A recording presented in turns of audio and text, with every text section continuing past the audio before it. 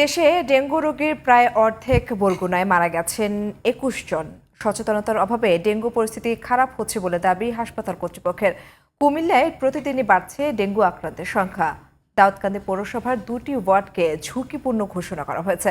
রাজশাহীতে মারা গেছেন এক ডেঙ্গু রোগী। বরগুনার প্রতিনিধি মোহাম্মদ সানাউল্লাহ, কুমিল্লার প্রতিনিধি মাইনুদ্দিন ও রাজশাহী প্রতিনিধি রাশেদ রিপনের রিপোর্ট জানাচ্ছেন যেমন আশরাফ। দেশে ডেঙ্গুর হটস্পট বরগুনা। সরকারি হিসেবে জেলাটিতে এবছর ডেঙ্গু রোগী শনাক্ত হয়েছেন ২৫৬০ জন।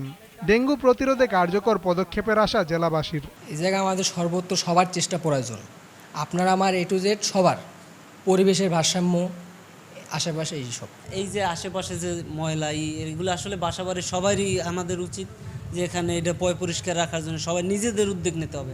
এখানে তো অন্য কেউ করলে হবে না, আমার বাড়ির পাশে আমার করতে হবে। যে পদক্ষেপটা নেওয়া দরকার সেটা হচ্ছে সার্বিক পর্যায়ে যে জনসাধারণের কাছে কাছে গিয়ে তাদের যে সচেতনতা করা, এটা ডোর টু ডোর করতে হবে, কারণ আমাদের এখন মহামারী আকার ধারণ করতেছে। ডেঙ্গু রোগীর চিকিৎসায় হিমশিম খাচ্ছেন বরগুনা জেনারেল হাসপাতালের চিকিৎসকেরা।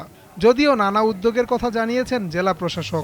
আমাদের সার্বিক তত্ত্বাবধানে আমরা কিন্তু যথেষ্ট পরিষ্কার পরিচ্ছন্নতার কার্যক্রম চালিয়েছি গত ১ মাস বা ২ মাসে। বরগুনাতে এখন কোনো পুকুরে আপনারা কচুরিখানা পাবেন না, খাল বিলগুলো অনেকটা শুদ্ধ। আমরা প্রথমে চেষ্টা করছি তাদেরকে সচেতন করতে।